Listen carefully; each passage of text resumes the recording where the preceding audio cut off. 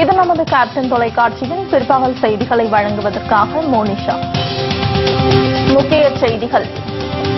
உலகில் அமைதி நிலவ மனித நேயம் தழைக்க ஈஸ்டர் திருநாள் இன்ப திருநாளாக மலரட்டும். கிறிஸ்தவ சமுதாயத்தை சார்ந்த அனைத்து மக்களுக்கும் தேமுதிக தலைவர் கேப்டன் விஜயகாந்த் ஈஸ்டர் வாழ்த்து.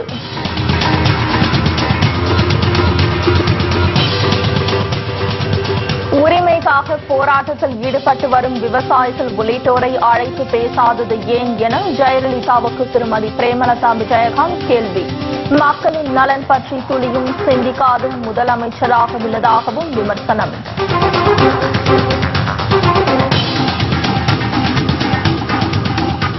கேப்டன் விஜயகாந்த் வேட்பாளரை அறிவிப்பதற்கு முன்னரே அதிமுக வேட்பாளர் பட்டியலை வெளியிட தயாரா? ஜெயலலிதாவிற்கு திருமதி பிரேமலதா விஜயகாந்த் சவால்.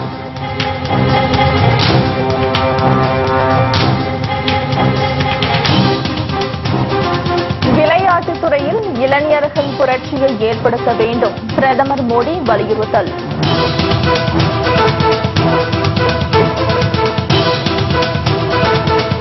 கிருஷ்ணகிரியில் விஷம் குடித்து கல்லூரி மாணவி தற்கொலை. பேராசிரியை திட்டியதால் விபரீத முடிவு.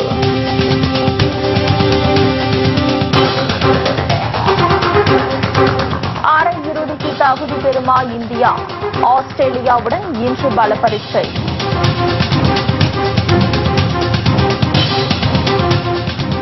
விரிவான செய்திகள். கிறிஸ்தவ சமுதாயத்தை சார்ந்த அனைத்து மக்களுக்கும் தேமுதிக தலைவர் கேப்டன் விஜயகாந்த் ஈஸ்டர் திருநாள் வாழ்த்துக்களை தெரிவித்துக் கொண்டுள்ளார். இது தொடர்பாக அவர் விடுத்துள்ள வாழ்த்து செய்தியில், உலகம் முழுவதும் இன்று இயேசு கிறிஸ்து உயிர்ப்பின் திருவிழா கிறிஸ்தவ மக்களால் ஈஸ்டர் பண்டிகையாக கோலாகலமாக கொண்டாடப்படுகிறது என்றும், வாழ்க்கையில் சத்தியம் சில நேரங்களில் தோற்பது போல் தோன்றினாலும் இறுதியில் வென்றே தீரும் என்பதுதான் இப்பெருவிழா மக்களுக்கு உணர்த்தும் செய்தியாகும் என்றும் அவர் குறிப்பிட்டுள்ளார். எனவே தாம் ஒவ்வொருவரும் அவரவர் லட்சியங்கள் நிறைவேற உழைக்கும் போது சில பின்னடைவுகள் ஏற்படலாம் என்று தெரிவித்துள்ள கேப்டன், அதனால் மனம் தளர்ந்து போகாமல் விடாமுயற்சியுடன் போராடினால் வெற்றி நிச்சயம் என்பதே உண்மை என்றும் கூறியுள்ளார். ஒரு தனி மனிதன் தன்னை நேசிப்பதைப் போலவே பிற உயிர்களையும் நேசிக்க வேண்டும் என்ற போதனையை உலகிற்கு உணர்த்தியவர் இயேசு கிறிஸ்து என்றும், எனவே எல்லா மக்களிடமும் நாம் சாதி மத பேதம் இன்றி ஒற்றுமையுடன் ஒன்றுபட்டு வாழ வேண்டும் என்றும் கேப்டன் கேட்டுக் கொண்டுள்ளார். உலகில் அமைதி நிலவ மனித நேயம் தழைக்க ஈஸ்டர் திருநாள் ஒரு இன்ப திருநாளாக மலரட்டும் என்றும் கூறியுள்ள கேப்டன், தம்மாலான உதவிகளை ஏழை எளியவர்களுக்கு செய்திட வேண்டும் என்றும், ஏழைகளுக்கு செய்யும் தொண்டு இறைவனுக்கு செய்யும் தொண்டாகும் என்றும் அவர் குறிப்பிட்டுள்ளார். இயன்றதை செய்வோம், இல்லாதவர்க்கு என்பது தேமுதிகவின் கொள்கை முழக்கமாகும் என்று தெரிவித்துள்ள கேப்டன், இந்நாளில் கிறிஸ்தவ சமுதாயத்தை சார்ந்த அனைத்து மக்களுக்கும் தேமுதிக சார்பில் தனது இதயமார்ந்த ஈஸ்டர் திருநாள் நல்வாழ்த்துக்களை தெரிவித்துக் கொண்டுள்ளார்.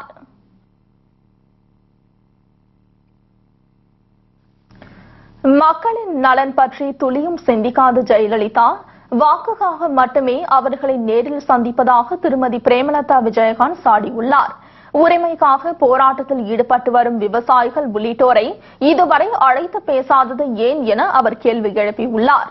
தூத்துக்குடியில் நடைபெற்ற தேர்தல் அறிக்கை விளக்க பொதுக்கூட்டத்தில் பேசிய அவர், பேரம் பேசியதாக வைகோ தெரிவித்தது குறித்து கடந்த 3 நாட்களாக விவாதம் நடத்தி வரும் ஊடகங்கள், தமிழகத்தில் நடைபெறும் அமைச்சர்கள் மாற்றம், எம்எல்ஏ சீட்டு பெறுவதில் கொள்ளை, கனிம வள கொள்ளை, மின்சார ஊழல், கட்டிடம் கட்டுவதில் ஊழல் உள்ளிட்ட பிரச்சினைகள் தொடர்பாக விவாதம் நடத்த தயாரா என கேள்வி எழுப்பினார். அமைச்சர்கள் பன்னீர்செல்வம், நத்தம் விஸ்வநாதன் உள்ளிட்டோர் ஊழலில் ஈடுபட்டது குறித்தும் ஊடகங்களில் விவாதம் நடத்தாதது ஏன் என திருமதி பிரேமலதா விஜயகாந்த் சரமாரியாக வினா எழுப்பினார். இங்க இருக்கிற பத்திரிகையாளர்களுக்கு நான் ஒரு வேண்டுகோளாக வைக்கிறேன். வைகோ அண்ணன் ஏதோ சொன்னாருன்னு மட்டும் முன்னால ஓட்டுறீங்கல்ல, இங்க இருக்கிறாங்களே என்ன வந்துச்சு அவர் சொன்னாரு, பேப்பர்லயும் புக்லயும் வந்ததை நான் சொன்னேன், இப்படி சொன்னாங்க திமுக பாஜக என்று அவர் தெளிவா சொல்லிட்டாரு. அதுக்கு நானும் சொல்லிட்டேன். இன்னைக்கு மாத்தி மாத்தி மாத்தி எல்லாத்தையும் கேட்டு அதை போட்டுக்கிட்டு இருக்காங்க.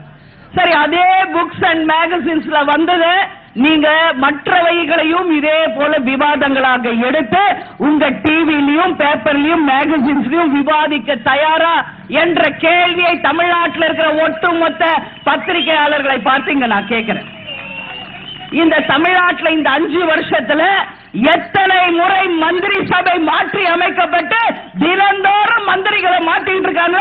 அது போல அதை பற்றி உங்களால விவாதம் வைக்க தயாரா? அதே போல இந்த தமிழ்நாட்டில் எல்லாருக்கும் தெரியும், மணல் கொள்ளை நடக்குது, மின்சாரத்துல ஊழல் நடக்குது, பால் முட்டை டாஸ்மாக் ஊழல், கனிம வள கொள்ளை, கிரானைட் கொள்ளை, வேலை வாய்ப்புல கொள்ளை, அதே போல கட்டண அனுமதியில கொள்ளை, ஒரு எம்எல்ஏ சீட்டு வாங்கி தரேன்னு சொல்லி இன்னைக்கு எத்தனை ஆயிரம் கோடி இந்த மந்திரிகள் ஊழல் செய்திருக்கிறாங்க என்று இன்னைக்கு அதிமுக இருக்கிற அத்தனை பேரும் சொல்றாங்க. அதை பற்றி உங்களால விவாதம் வைக்க தயாரா என்ற கேள்வியை உங்க முன்னாடி நான் வைக்கிறேன். ஏன்னா இதுவும் பேப்பர் புக்ஸ்ல வந்தது தானே. இதை விவாத பொருளை எடுங்க பார்ப்போம். சந்தி டிவிலையும் புதிய தலைமுறையிலும் நியூஸ் 7லயும் பாலிமர் சேனல்லையும் கலைஞர் டிவிலையும் ஜெயா டிவிலையும் இதை பற்றி விவாதம் வைக்க தயாரா? உங்களால முடியுமா? ஏன் அது மட்டும் முடியாது? ஏன் ஆளுங்கட்சியில மட்டும் அப்படியே அமைதியா இருப்பீங்களா?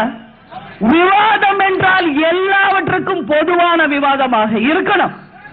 ஏதோ அண்ணன் சொல்லிட்டார் ஒரு வார்த்தை, 4 நாளா அதை வச்சு டிஆர்பி ஏத்திட்டு இருக்கீங்க. ஏன் இதெல்லாம் நீங்க ஒரு விவாத பொருளா ஏற்க கூடாது? அதே போல இங்க 5 மாநிலத்தில் இப்ப தேர்தல் நடக்குது. ஒன்னு தமிழ்நாடு, ஒன்னு பாண்டிச்சேரி, இன்னொன்னு கேரளா, ஒன்னு வெஸ்ட் பெங்கால், ஒன்னு அசாம். 5 மாநிலத்தில் இப்ப தேர்தல் நடக்குது. ஆனா இன்னைக்கு டோல்கேட்ல எல்லா இடத்துலயும் செக் பண்ணா தமிழ்நாட்டில் தான் இது வரைக்கும் பல கோடி ரூபாய் இன்னைக்கு கைப்பற்றி இன்னைக்கு கருவூலங்களுக்கு அனுப்பிட்டு இருக்காங்க. மற்ற 4 மாநிலத்தில் சில லட்சங்கள் தான் பிடிக்கப்பட்டிருக்கு. இதை பற்றி விவாதம் வைக்க இங்க இருக்கிற பத்திரிகையாளர்களுக்கு தைரியம் இருக்கிறதா என்ற கேள்வியை உங்க முன்னாடி வைக்கிறேன். தமிழகத்தில் கடந்த 5 ஆண்டுகளாக மாற்றுத்திறனாளிகள், மாணவர்கள், அரசு ஊழியர்கள், மீனவர்கள், விவசாயிகள் என பல்வேறு தரப்பினரும் போராட்டங்களில் ஈடுபட்டு வருவதை சுட்டிக்காட்டிய திருமதி பிரேமலதா விஜயகாந்த் அவர்களில் ஒருவரையாவது ஜெயலலிதா அழைத்து பேசியதுண்டா என கேள்வி எழுப்பினார்.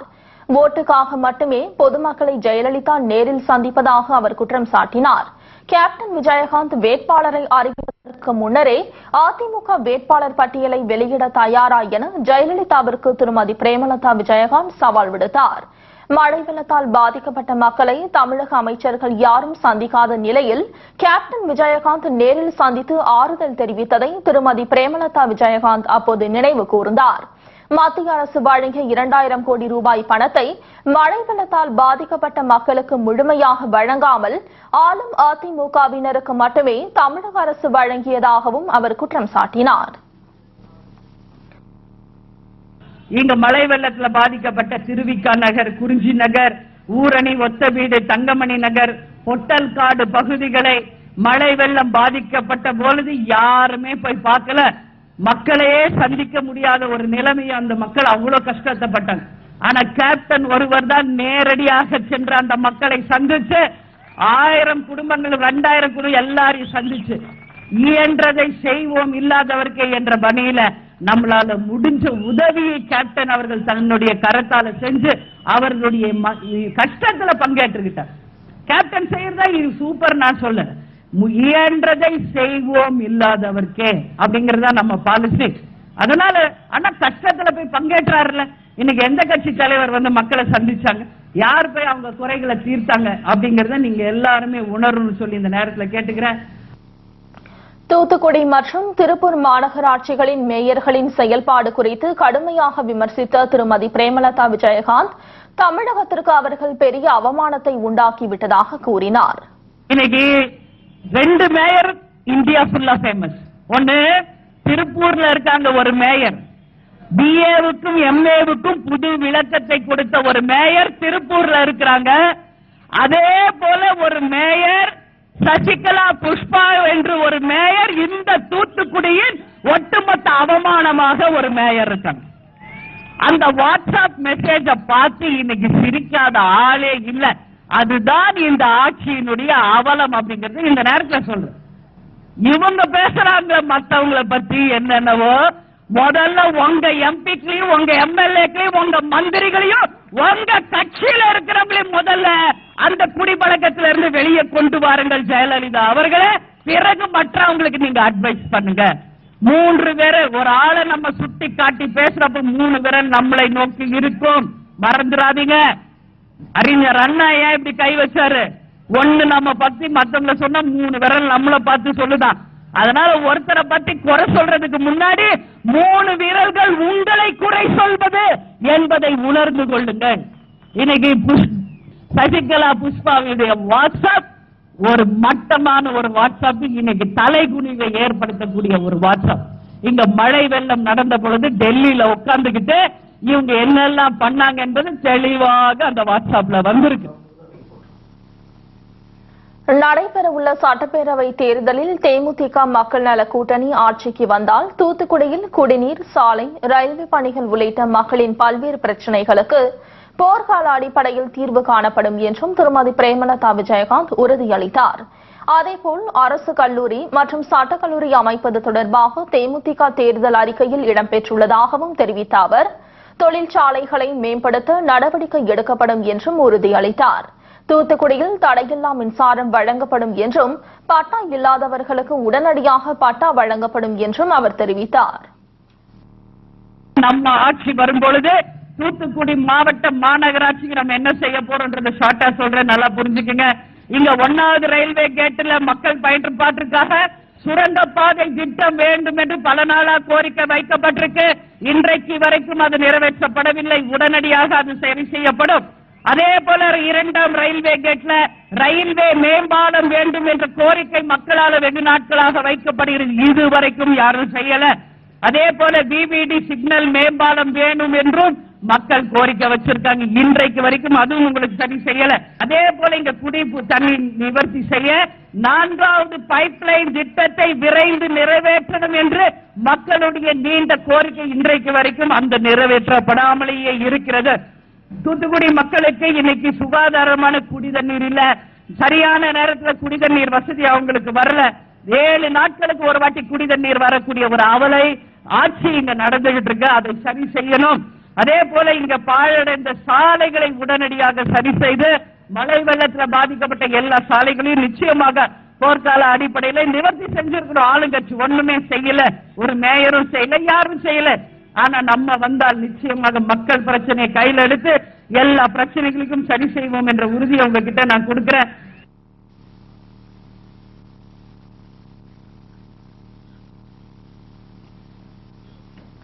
தேமுதிக கூட்டணியில் இடம்பெற்றுள்ள மக்கள் நல கூட்டணி தலைவர்களுக்கு தெரிவித்துக் கொண்ட அவர், இந்த கூட்டணியை உடைக்க நினைக்கும் சிலரின் முயற்சி ஒருபோதும் பலிக்காது என தெரிவித்தார். இந்த கூட்டணி வரும் சட்டமன்ற தேர்தலில் மகத்தான வெற்றி பெற்று தமிழகத்தில் ஆட்சி அமைக்கும் என்று திருமதி பிரேமலதா விஜயகாந்த் அப்போது நம்பிக்கை தெரிவித்தார். சிறிய இடைவேளைக்கு பிறகு மேலும் பல செய்திகளை பார்க்கலாம். தொடர்ந்து இணைந்திருங்கள் நமது கேப்டன் செய்திகளுடன். செயல்படுத்தக்கூடிய திட்டங்கள் தொடர்பான திருமதி பிரேமலதா விஜயகாந்த் பேசியதை தற்போது காணலாம். செல்லம்மாள் பாரதி திருமண உதவி திட்டத்தை அரசாங்கமே முறையாக இங்கு செயல்படுத்த போகிறது. ஜெயலலிதா அவர்கள் சொல்ற மாதிரி ஏமாற்று திட்டம் கிடையாது. உறுதியாக ஒவ்வொரு பெண்ணுக்கும், அதாவது வறுமை கோட்டிற்கு கீழ் இருக்கிறவங்களுக்கு 1 லட்சம் ரூபாய்க்கு மேலாக பயன்படக்கூடிய அளவுல அரை பவுன்ல தாலி, மணமக்களுக்கு பட்டு புடவை, பட்டு வேஷ்டி, கோயில் மாலை, காலை மதிய உணவு உட்பட 10,000 ரூபாய் மதிப்புள்ள குடும்பத்திற்கு தேவையான அனைத்து சீர் வசதிகளையும் கொடுத்து திருமணத்தையும் நடத்தி வச்சு அந்த குடும்பங்களுக்கு உதவி செய்வோம்.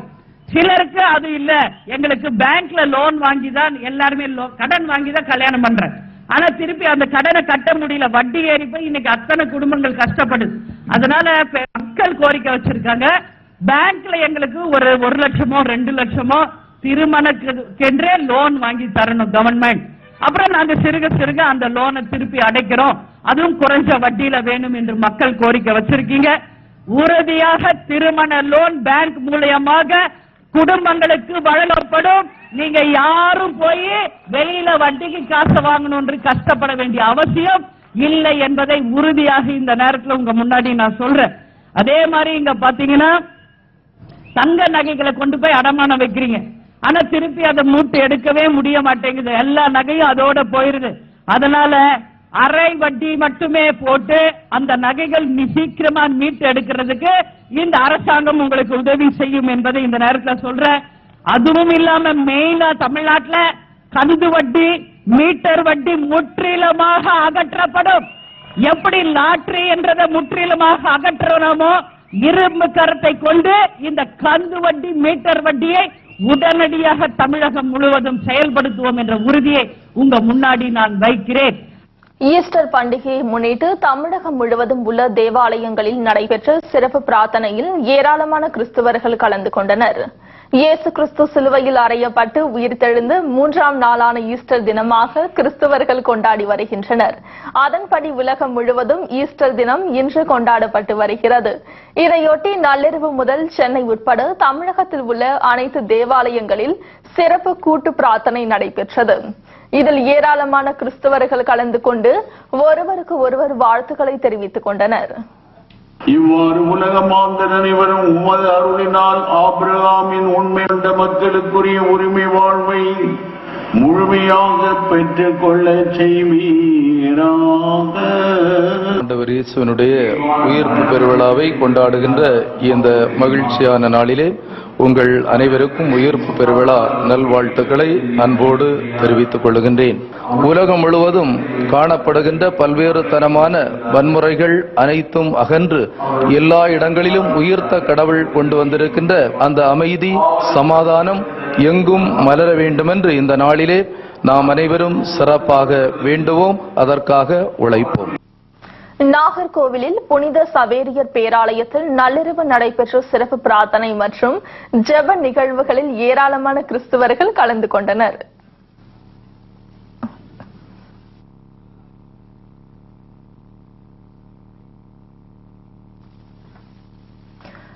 விவகாரம் தொடர்பாக பேசியதாலேயே திமுக தன் மீது அவதூறு வழக்கு தொடர்ந்துள்ளதாக மதிமுக பொதுச் செயலாளர் வைகோ தெரிவித்துள்ளார். சென்னை விமான நிலையத்தில் செய்தியாளர்களை சந்தித்த அவர் இதனை தெரிவித்தார். 2G அலைக்கற்றை விவகாரத்தில் தொடர்புடைய ஷாஹித் பால்வா திமுக பொருளாளர் மு க ஸ்டாலினை எதற்காக சென்னையில் சந்தித்தார் என வைகோ கேள்வி எழுப்பினார்.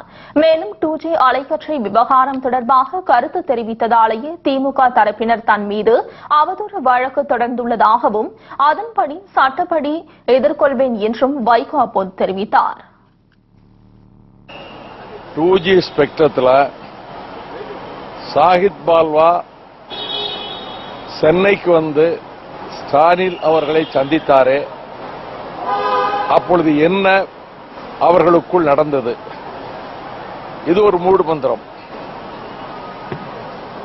இதற்கு பிறகுதான் சாதிக் பாட்சா துயர மரணம் ஏற்படுகிறது. இதைத்தான் நான் கேட்டேன். இதற்கு வக்கீல் நோட்டீஸ் அனுப்புகிற தைரியம் இல்ல. அந்த ஆத்திரம்தான் இந்த ஒரு மாதமாக பத்திரிகைகளில் தேமுதிகவை எப்படியாவது தங்கள் கூட்டணிக்கு கொண்டு வர திமுக முயற்சிக்கிறது என்று ஒரு மாதம் பத்திரிகைகள் இத்தனை கோடி இத்தனை இடங்கள் தான் எழுதியது. அப்பெல்லாம் அந்த பத்திரிகைகள் மேல கோபம் இல்லையே. இப்பொழுது அது பற்றி சொன்னதற்காக கோபம் இல்லை.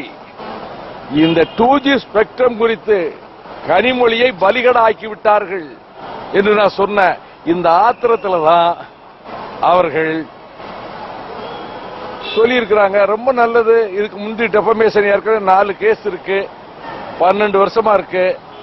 அவங்க வரட்டும், வழக்கு தொடுக்கட்டும், வழக்க நான் பேஸ் பண்ணிட்டு போறேன். நதிநீர் இணைப்பு திட்டத்தை அறிவியல் தொழில்நுட்ப ரீதியில் செயல்படுத்த வேண்டும் என்று காந்தியவாதி அண்ணா ஹசாரே வலியுறுத்தியுள்ளார். கோவை மாவட்டம் தொண்டாமுத்தூரில் செய்தியாளர்களிடம் பேசிய அவர், ஆக்கிரமிப்புக்காரர்களிடம் இருந்து நொய்யல் நதியை மீட்க வேண்டியது அவசியம் என்றார். நதிநீர் இணைப்பு திட்டம் வரவேற்கத்தக்கது என்றும், ஆனால் ஒவ்வொரு நதியும் வெவ்வேறு தன்மை கொண்டுள்ளதால் இந்த திட்டத்தை அறிவியல் தொழில்நுட்ப ரீதியில் செயல்படுத்த வேண்டும் என்று அண்ணா ஹசாரே தெரிவித்தார். डीप सी सिटी, बॉर्डर है, फॉरेस्ट है, फिर नीचे आने के बाद सीरीज में चेक डैम, गैबन डैम्स, ये सीरीज में बनाना पड़ेगा। फिर ये सीरीज में अगर पानी रुक गया तो ये नदी पुनर्जीवित हो जाएगी। आज क्या होता है, ये बारिश आ गया तो बारिश का पानी छत से निकल जाता है और आगे पानी को जाने के लिए रास्ता नहीं, वो कहीं ना कहीं आजू बाजू में जाता है। ये बारिश का पानी हमें खेती के लिए जो मिलना चाहिए उतना नहीं मिल रहा है। முன்னதாக அண்ணா ஹசாரே வருகைக்கு எதிர்ப்பு தெரிவித்து விவசாயிகள் கண்டன ஆர்ப்பாட்டத்தில் ஈடுபட்டனர். தமிழகத்தில் அதிமுக, திமுக கட்சிகளுக்கு மாற்றாக உருவாக்கப்பட்டுள்ள மக்கள் நல கூட்டணியில் கேப்டன் விஜயகாந்த் இணைந்துள்ளது வரவேற்கத்தக்க ஒன்று என சீதாராம் யெச்சூரி தெரிவித்துள்ளார். சென்னை விமான நிலையத்தில் செய்தியாளர்களை சந்தித்த அவர் இதனை தெரிவித்தார். தமிழகத்தில் நீண்ட காலத்திற்கு பிறகு அரசியல் மாற்றத்திற்கான கூட்டணி உருவாக்கப்பட்டுள்ளதாக கூறிய சீதாராம் யெச்சூரி, அதிமுக, திமுகவுக்கு மாற்றான இந்த கூட்டணி மிகப்பெரிய வெற்றி பெறும் என நம்பிக்கை தெரிவித்தார். மேலும் மக்கள் நல கூட்டணியுடன் தேமுதிக தலைவர் கேப்டன் விஜயகாந்த் இணைந்துள்ளதாக வரவேற்கத்தக்கதாக ஒன்று என அவர் மகிழ்ச்சி தெரிவித்தார். The captain joining the People's Welfare Front, I think it's a very good chance after a long time in Tamil Nadu for really an alternative, a political alternative, a people-oriented alternative to emerge and form the government. சிறிய இடைவேளைக்கு பிறகு மேலும் பல செய்திகளை பார்க்கலாம். தொடர்ந்து இணைந்திருங்கள் நமது கேப்டன் செய்திகளுடன். வருகிறது. கிருஷ்ணகிரியில் பேராசிரியை திட்டியதால் விஷம் குடித்து கல்லூரி மாணவி தற்கொலை செய்து கொண்ட சம்பவம் சோகத்தை ஏற்படுத்தியுள்ளது. இங்குள்ள தனியார் கல்லூரியில் 2ஆம் ஆண்டு படித்து வந்த மாணவி உஷாவை மாணவர்கள் முன்னிலையில் பேராசிரியை ஒருவர் திட்டியதாக கூறப்படுகிறது. இதனால் மனமுடைந்த மாணவி வீட்டில் விஷம் குடித்துள்ளார். பின்னர் மருத்துவமனையில் அனுமதிக்கப்பட்ட அவர் சிகிச்சை பலனின்றி இன்று உயிரிழந்தார். இப்போ என்ன பிரச்சனைனா, அங்க பத்மா மேம்னு அவங்க கிளாஸ் டீச்சரு, அவங்க வந்து புடிச்சு திட்டிருக்காங்க. ஏதோ ஒரு பொண்ணு பேர் சத்யாவா, அவங்க ஓடி போனதுக்கு இவங்கள புடிச்சு திட்டிருக்காங்க. இவங்க அவ்வளோ ஹார்ஷா பேசியிருக்காங்க. அதனால எங்க அக்கா வந்துட்டு பாய்சன் குடிச்சிட்டா. இப்போ வந்து ஐசியூல அட்மிட் பண்ணிருக்காங்க. சீரியஸான நிலைமையில இருக்கிறாங்க. ஹாஸ்பிட்டல்ல முடியாதுன்னு சொன்னதுனால நாராயணா ஹாஸ்பிட்டலுக்கு பெங்களூருக்கு எடுத்துட்டு போயிருக்காங்க. அரியலூர் அருகே தொடர்ந்து நடைபெறும் சாலை விபத்தினை தடுக்க வலியுறுத்தி சிமெண்ட் ஆலைகளுக்கு செல்லும் 100க்கும் மேற்பட்ட லாரிகளை பொதுமக்கள் சிறைப்பிடித்து போராட்டம் நடத்தியதால் பரபரப்பு ஏற்பட்டது. அரியலூர் மாவட்டத்தில் 6க்கும் மேற்பட்ட சிமெண்ட் ஆலைகள் இயங்கி வருகின்றன. இந்த ஆலைகளுக்கு தேவையான மூலப்பொருட்கள் மூலம் சிமெண்ட்களை ஏற்றிக்கொண்டு நாள்தோறும் ஆயிரக்கணக்கான லாரிகள் சென்று வருகின்றன. இந்நிலையில் இந்த லாரிகள் அடிக்கடி விபத்துகளை ஏற்படுத்துவதாகவும் அதனை தடுத்து நிறுத்த நடவடிக்கை எடுக்க கோரியும் அப்பகுதி கிராமங்களைச் சேர்ந்த பொதுமக்கள் 100க்கும் மேற்பட்ட லாரிகளை சிறைப்பிடித்து போராட்டத்தில் ஈடுபட்டனர். துக்க காரியத்துக்கு வந்துட்டு அவங்க ஊருக்கு போகும்போது தாமிரவளம் பைபாஸ் ரோட்ல டால்மியா சிமெண்ட் ஃபேக்டரிக்கு லோடு இறக்கிட்டு வந்த லாரியில மோதி 2 பேத்துக்கு, ஒரு பெண்ணுக்கும் ஒரு ஆணுக்கும் காலில் பலத்தை அடிபட்டு ஊருக்கு போராடுற நிலையில ஆம்புலன்ஸ்ல ஏற்றி அனுப்பியிருக்கோம். தொடர்ந்து வாரத்துக்கு ஒரு முறை இதே மாதிரி நிகழ்ச்சி நடந்துட்டு இருக்கு. ஆனா அரசாங்கத்துக்கு நாங்க பல முறை கோரிக்கை வச்சிருக்கோம். இந்த கோரிக்கை வந்து அரசாங்கம் கேட்ட மாதிரி இல்ல. ஆனா அரசாங்கம் மக்களுக்கான அரசாங்கமா எங்களுக்கு தெரியல. அந்த சிமெண்ட் ஆலைக்கு சாதகமாக தான் அரசாங்கம் தொடர்ந்து இயங்கிட்டு இருக்கு. ஆனா ஓட்டு கேட்கும் போது மட்டும் உங்களுடைய அரசாங்கம், உங்களோட அரசாங்கம்னு வந்து எங்கள்கிட்ட ஓட்டு கேட்கறாங்க. யாருக்கும் ஓட்டு போடாம புறக்கணிக்காக முடிவு பண்றோம். இதனை அடுத்து அங்கு வந்த போலீசார் விபத்துகள் ஏற்படுவதை தடுக்க உரிய நடவடிக்கை மேற்கொள்ளப்படும் என உறுதி அளித்ததை அடுத்து அவர்கள் போராட்டத்தை கைவிட்டனர். கண் பார்வையற்றவர்களுக்கு தன்னம்பிக்கையை ஏற்படுத்தும் வகையில் சென்னையில் கார் கண்காட்சி நடைபெற்றது. கண் பார்வையற்றவர்களின் நலனுக்காகவும் அவர்களுக்கு தன்னம்பிக்கையும் ஏற்படுத்தும் வகையில் தேசிய பார்வையற்றோருக்கான சங்கம் சார்பில் கடந்த 24 ஆண்டுகளாக கார் கண்காட்சி நடத்தப்பட்டு வருகிறது. அதன்படி சென்னை டிடிகே சாலையில் உள்ள நட்சத்திர ஹோட்டலில் நடைபெற்ற கார் கண்காட்சியில் ஏராளமான பார்வையற்றவர்கள் கலந்து கொண்டு பிரெய்லி முறையில் காரை ஓட்டினர். நான் வந்து ஸ்கூல் படிக்கும்ல இருந்து நான் இந்த காராலி காம்படிஷன்ல கலந்துட்டு இருக்கேன். எனக்கு ரொம்ப இன்ட்ரெஸ்ட் இந்த காராலி காம்படிஷன்ல கலந்துக்கிறதுனால. ஏன்னா பிரெயில் லெட்டர்ஸ்லாம் மறக்காம இருக்கும், நல்லா இங்கிலீஷ் நாலேஜ் வளரும். அதுவும் இல்லாம சென்னையில வந்து எந்தெந்த இடத்துல என்னென்ன இருக்கு, எப்படி ரூட்ஸ் எல்லாம் போகணும், அதெல்லாம் நல்லா தெரிஞ்சுக்கலாம். அப்புறம் இங்க வந்து ஒவ்வொருத்தரைய பத்தி நல்லாவும் பழகிக்கலாம், நல்லா தெரிஞ்சுக்கலாம். அந்த நாள் வந்து ஒரு நல்ல அனுபவம் உள்ள நாளா, சந்தோஷமான நாளா இருக்கும் எங்களுக்கு. வருஷம் இந்த காராலியில கலந்துக்கிறது எங்களுக்கு ரொம்ப இந்த கண்காட்சியில் சிறப்பு விருந்தினராக கலந்து கொண்ட நடிகர் விவேக் இதுபோன்ற கண்காட்சிகளால் கண் பார்வையற்றவர்களுக்கு உற்சாகமும் தன்னம்பிக்கையும் ஏற்படுத்தும் என்றார். மேலும் தேர்தலில் அனைவரும் கண்டிப்பாக வாக்களிக்க வேண்டும் என்றும் நடிகர் விவேக் தெரிவித்தார். ஒரு அரசாங்கத்தையே நிர்ணயிக்கிற பவர் உங்க கையில இருக்கு. So you have that confidence and power. So if you vote, you have to cast your vote. அதுதான் முக்கியம். அது எல்லாருமே செய்யணும். எல்லா மக்களும் இப்ப போடுவாங்கன்னு நினைக்கிறேன். முந்தி இருந்ததை விட இப்ப கூட்டிட்டு தான் இருக்கு. 50%, 60%, 67% கூட்டிட்டு தான் இருக்கு. இந்த வருஷம் இன்னமும் அதிகமா இருக்கு. ஏன்னா யங்ஸ்டர்ஸ் ஃபேஸ்புக்லயும் ட்விட்டர்லயும் நிறைய இருக்கிறாங்க. ஸோ அவங்கெல்லாம் ஒரு பெரிய மாற்றத்தை ஏற்படுத்தக்கூடிய சக்தி அவங்களுக்கு இருக்கு. ஸோ நிச்சயமா அவங்க எல்லாருமே ஓட் போடுங்கன்னு சொல்ல ஆரம்பிப்பாங்க. எங்களை மாதிரி செலிபிரிட்டிஸ் மட்டும் இல்ல, ட்விட்டர் ஃபேஸ்புக்லயே எல்லா மக்களுமே இன்னைக்கு ஓட்டு போடுறத வந்து அவசியத்தை வந்து வலியுறுத்துறாங்க. இத்துடன் செய்திகள் நிறைவடைகிறது. உண்மை செய்திகளை உள்ளபடி உடனுக்குடன் தெரிந்து கொள்ள தொடர்ந்து இணைந்திருங்கள் நமது கேப்டன் நியூஸ் தொலைக்காட்சியுடன். வணக்கம்.